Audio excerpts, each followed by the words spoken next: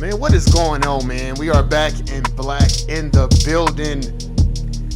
Shout out to everybody out there at the Court Plantation doing what they need to do to survive. Roll call. Shout out to everybody out there in Arizona. The homegirls out there. Shout out to all my family and siblings in Las Vegas, Nevada. Vegas, man, we in here. Shit, Vegas hot as a motherfucker. And it's high as a motherfucker, too. Shit. Shout out to everybody out there. Shout out to my brothers Dave from No Compromise and my brother James Youngblood, Texas, and Georgia in the building. Shout out to the homegirl Shawnee. Philly definitely in the building. Shout out to the homegirl Erica.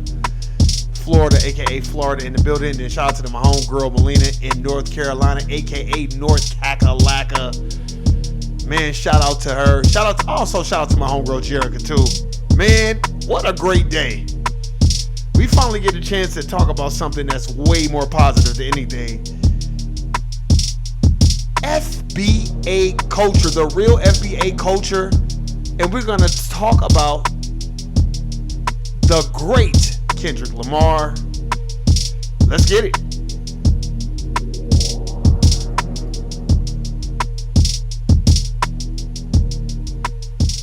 Man, I had to turn that down. I hear the AC blowing and shit.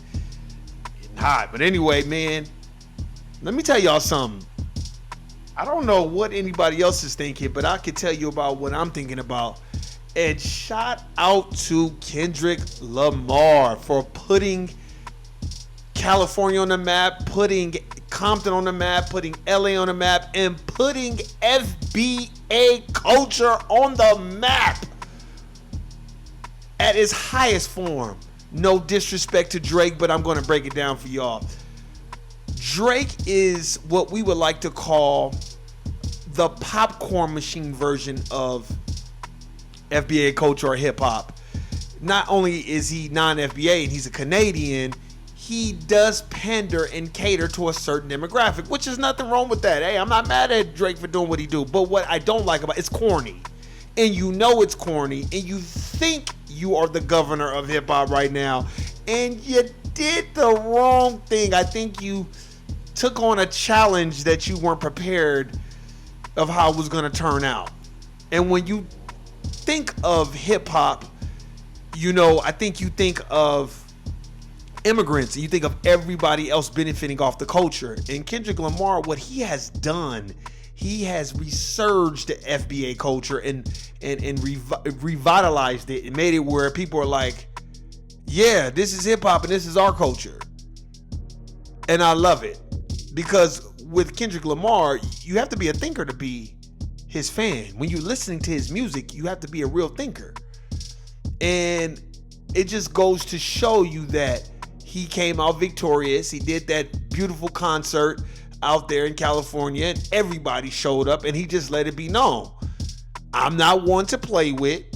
You got ethered, and you might as well just wave the white flag, kowtow or acquiesce, and keep making them popcorn bubblegum songs that you make that everybody, you know, loves for some sort of reason. And the reason why I would say that is because, you know, when you shove something that, what did the Honorable Elijah Muhammad say? He said, this is dirty water, but if I give these people this dirty water, they'll drink it. They'll think it's good. You know what I mean? So I think that's what it is. This is no disrespect to Drake, but I don't own a Drake album. I never really liked him like that. After Show the You the Best, I was like, all right, enough. Y'all doing a little bit too much.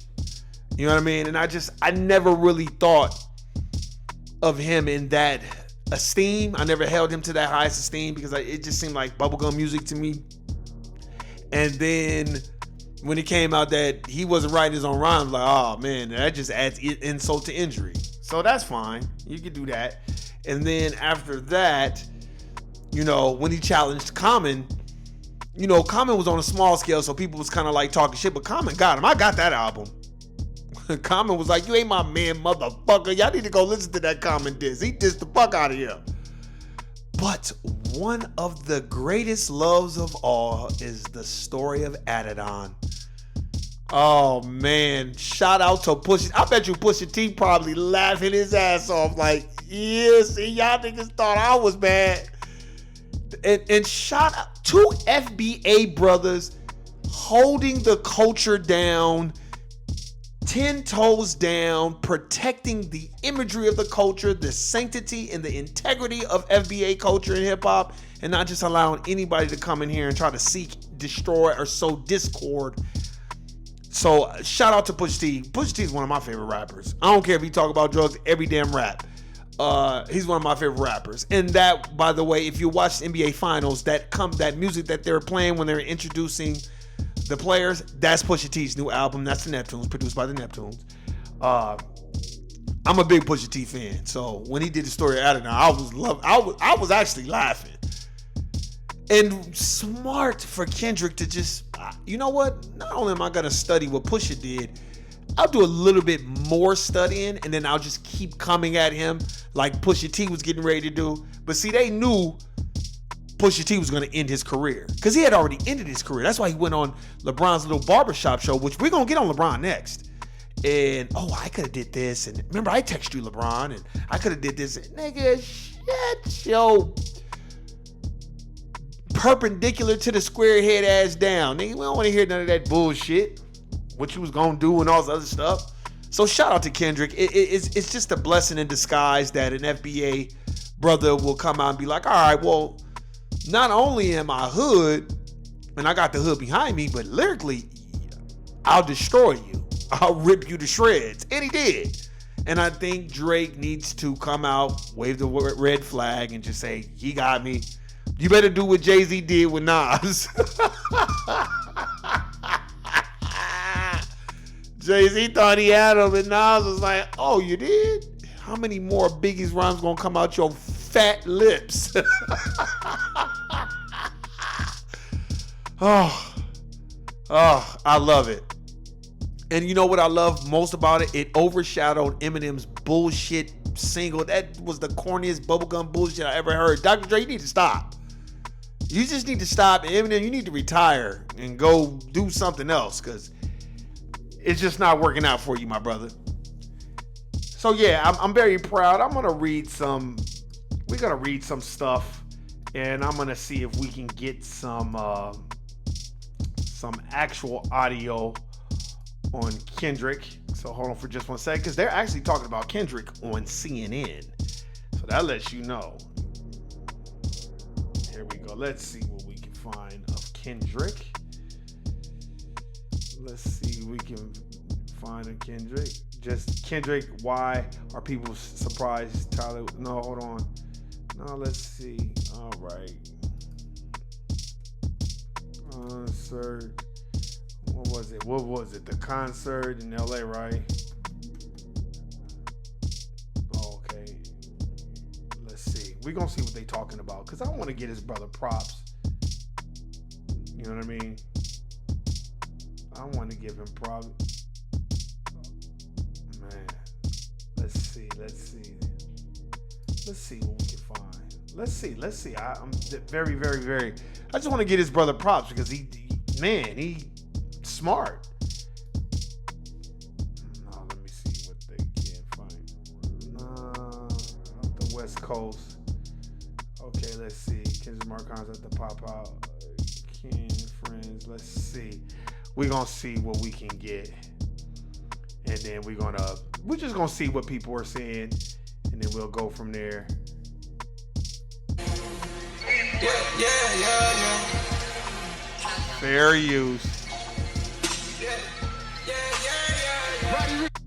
Okay, he did a thing. Okay, they're not talking about, well, you know what, we'll read this article. Kendrick Lamar, Not Like Us, a diss track of fellow rapper Drake, has already been declared the song of the summer by some listeners who have been playing it on repeat. Lamar apparently really likes it too. The rap superstar performed the track not one, not two, not three, not four, but 5 times at his The Pop Out Ken and Friends show, a Juneteenth concert on Wednesday that was live streamed on Twitch by Amazon Music.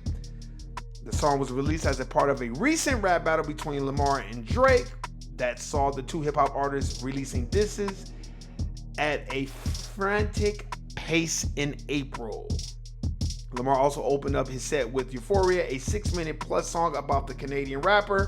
He was joined on stage by multiple West Coast stars, including legendary rapper-producer Dr. Dre, Los Angeles Clippers player Russell Westbrook. Lamar held the show at Los Angeles Kia Forum.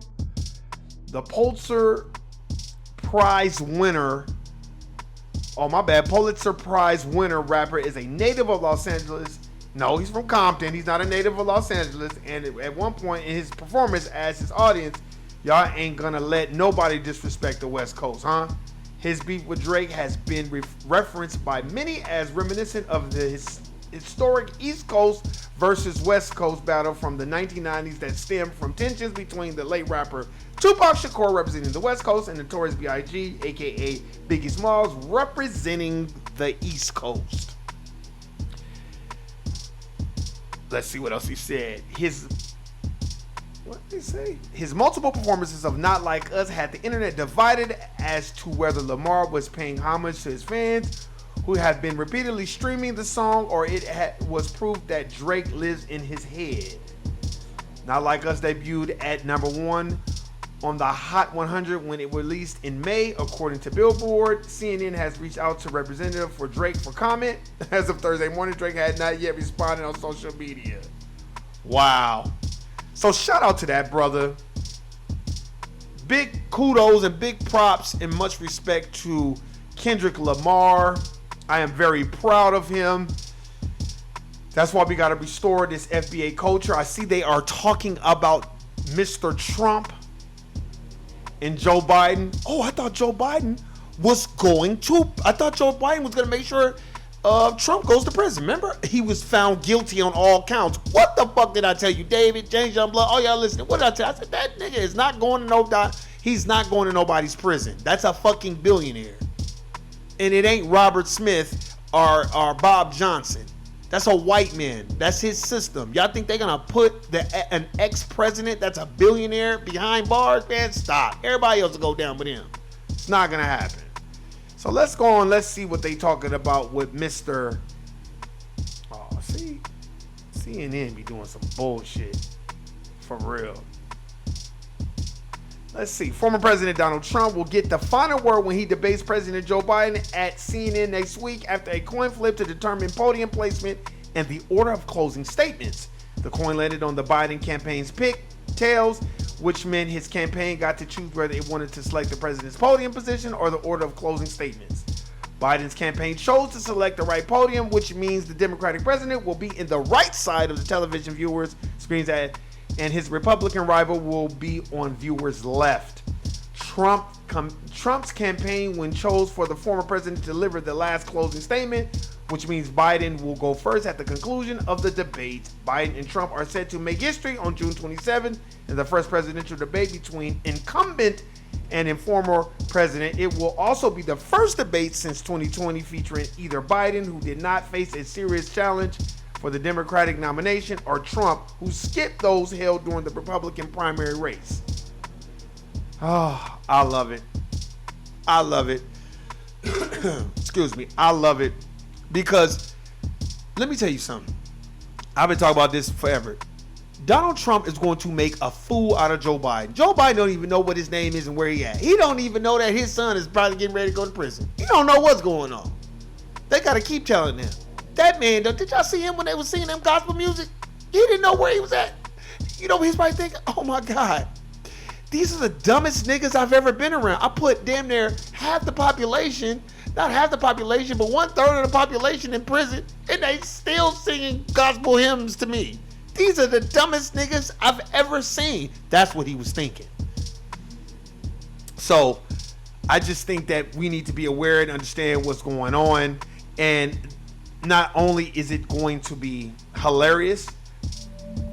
No, we're not doing that. Not only is it going to be hilarious, I think that Donald Trump is going to make a mockery out of it. He's going to make a fool out of Joe Biden. You know, you all know how Donald Trump is. Donald Trump don't give a fuck. You ain't pay taxes. That makes me smart. All right, here we go. For Trump to make flubs, as much as he tries to point out what Biden does, Trump is taking this more seriously than people allow publicly, right? I mean, in public, his aides often downplay the prep that he does. Right. He's been doing not standard debate prep. He doesn't have stand-ins as of now for Biden in these debates. So he's not doing mock debates. He's not doing mock debates. No, that could certainly change. But he's been doing what they've been describing as policy time, where they bring in different people to brief him. A bunch of senators have come in. Last week, Senator Marco Rubio and Senator Eric Schmidt both briefed him. I'm telling you, he's going to destroy this part. He's gonna make a mockery out of him. It's gonna be a comedy show. All FBA, calling all FBA, get your popcorn, get your candy, get everything, and get ready to just watch it's gonna be an onslaught, a debacle. At the RNC headquarters after his meetings with lawmakers around Capitol Hill, which was his first major meeting with party members since he became the presumptive nominee. And they are focusing on various issues that could come up: abortion, healthcare, energy, COVID, and then very specifically, and this was one thing that came up last Thursday. Yeah, what happened to COVID, y'all?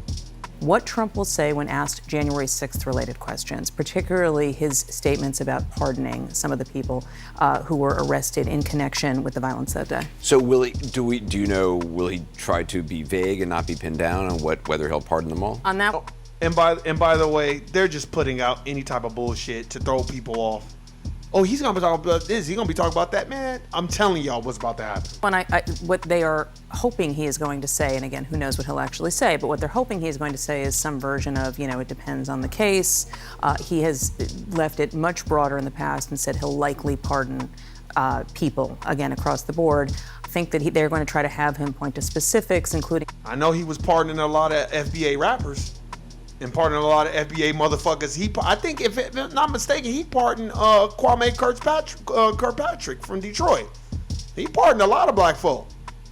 People who were arrested where they were not that close to the building. Do you know, in past Or debates, inside the building, did he so. do mock debates? I mean, did he have somebody playing somebody else? Well, Chris Christie, played a version of Hillary Clinton, and he played a version of Biden in 2020, and then in 2016 before that. So, yeah, those were, look, Trump doesn't like prep. He considers it school. So the fact that they've gotten him to do it this way is actually... Let me tell you something. These dominant society people are going to go out and vote for Trump in droves. And then they're going to try to blame FBA again. Oh, black folk didn't get out and vote. Ain't no black person voting for no damn Joe Biden. I saw this thing with the Breakfast Club where they went to this college, and this brother was like, I want to give the president of Morehouse donkey of the day because we told him not to invite Joe Biden here, and he did it anyway. And there was a whole bunch of black folk that he could have had come and speak at our college, but you wanted to get Joe Biden here. He was like, no, he should get donkey of the day. These young black people, everybody is awakened. Everybody is awakened. Why do you think, for one, Kendrick Lamar is victorious? Because now everybody listened to what he said. Everybody listened like, ooh, he's going in. He started see, because this is one thing y'all don't know about Drake. Drake don't know black American culture history. That's why he was in blackface, and that's why Pusha T called his punk ass out. Nigga, you dressed up in blackface. You can't say shit about nobody, and you benefited off you. We don't know who was. You were Eminem. Because he doesn't know anything about black culture, because he don't care, he just want to make money off of it. And the dominant society loves him because he's a simple, safe little Negro. So that's what they like. They like that he's an actor. They like that he smile with everybody. That type of shit. Pretty revealing, and also speaks to the fact that I think he knows that this has to go well for him. He has said to people multiple times that he knows that he interrupted too much in the first debate with Biden in 2020, and having just rewatched that debate recently, it's really striking. We all talked about it at the time, but Biden could barely get... Yeah, because Biden's a fucking moron, so we don't need to listen to that. Biden's a motherfucking moron, so I don't give a fuck. And he's an anti-black racist too, and he don't fuck with niggas either. And I know you ain't getting my vote, so fuck you. And I hope your fucking son go to prison. So I don't give a fuck. You put all these damn niggas in prison, talking about, well, y'all wanted it. Well, it looks like your son wanted it too. How you gonna put people in prison for mandatory minimums and drug violations and shit? Your son is the biggest dope fiend in captivity. Just smoking a crack pipe and saying nigga. I was like, man, what this? I can't believe I've been talking about this. You better go back 2 years ago. This case is old. Joe Biden's son's cases, that shit is like 2 years old. I've been talking about that shit. I've been putting that shit out there. Niggas could never front on me and be like, man, no, I've been talking about it when nobody else was talking about it. And I'm like, man, y'all want to vote for his dad and this dude is smoking a crack pipe and saying nigga? Like, y'all, black folk are crazy. But we have awakened now. And I'm going to talk about this and then we going to be done. I see mortgage rates, fall to their lowest level in almost 3 months. So, I'm going to talk about it. Mortgage rates fell this week to their lowest levels since early April, taking some pressure off Americans' unaffordable housing market. The standard 30-year fixed rate mortgage average is 6.87% in this week ending June 20th. Mortgage financing giant Freddie Mac reported Thursday. That's down from last week's 6.95 average and marks the third consecutive weekly decline. Rates are down from a 2024 peak of 7.22. Mortgage rates fell for the third straight week following signs of cooling inflation and market expectations of a future Federal Reserve rate cut, said Sam Cater, Freddie Mac's chief economist, in a release. These lower mortgage rates, coupled with the gradually improving housing market supply, bodies well for the housing market. Still, mortgage rates remain higher than anything seen in the decade before 2022, the year Federal Reserve began to raise interest rates to combat inflation. Borrowing costs are poised to ease this year, but it may not be by much. Earlier this month, Fed officials penciled in just one interest rate cut for this year compared to the 3 they forecast in March. The Feds don't directly set mortgage rates, but its actions do influence them through the benchmark 10-year U.S. Treasury yield, which moves in anticipation of the Fed's policy moves. Economists don't expect the average mortgage rates to fall below 6% this year. So, let me give it to you in layman's terms. Mortgage rates get cut, niggas could afford to go buy a house because the interest rate on the actual loan will be cheaper. Mortgage rates are higher, that means your mortgage payment is going to be higher. That means you're not going to be so gung-ho to want to purchase a home. I'm talking to FBA people that don't know. There's probably people that know way more about it than me, but that's basically in a nutshell what they're talking about.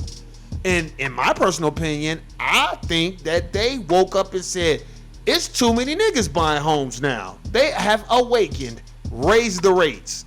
Because the one thing that I know from the reading and the studying and listening to people like James Youngblood and David No Compromise, they don't want us owning shit. They don't want us owning no real estate. They don't want us owning no stock, no bonds, no 401k, no mutual funds. They don't want us owning none of that shit. So if they don't want us owning it, why wouldn't they raise the rates? And just to let y'all know, in 2008, the rates were like at 6.5 in 2008. And then over the years, it went up, went down, and finally it dropped. The record, it went from like 6.8 to like 5.9 to like 3.5. So, we don't know what the feds are going to do.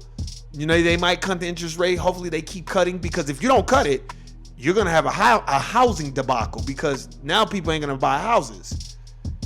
How a person is going to be able to afford a 30-year mortgage at rates as high as fucking 6.9, 6.2, that's high.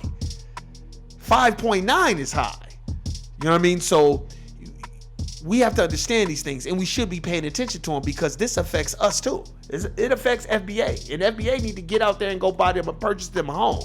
So in order for you to do that, we got to start looking at these things. And thus, hopefully, some of the questions that they asked Mr. Trump, man, you gonna cut these? You gonna lobby the Fed to cut these rates so people can go purchase homes? Because the middle class and the poor people, we sustain the economy. You know what I mean? So we need to look at that, and that's very important and very indicative of what black folk need to be paying attention to and doing. And the only reason why I would say that is because when you are not trying to be a homeowner, you're not in the game. You got to get in the game.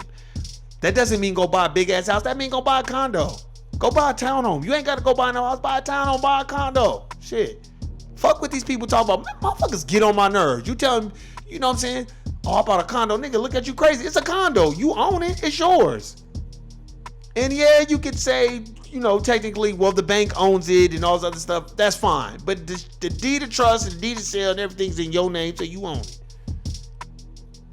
It's just like a car. Just make sure you're paying attention to this stuff, because this stuff is very important. While all this mass confusion is going on, they gonna really, really, really do what the fuck they want to do. And they know they needed to cut those rates because the rates were entirely too high. Foundational Black Americans, we need the interest rates to be at 4.9, 4.5. 6 is too high. We need them at 4.5, 4.2. That's where you want the interest rate to be at. You don't want it to be at no damn 6.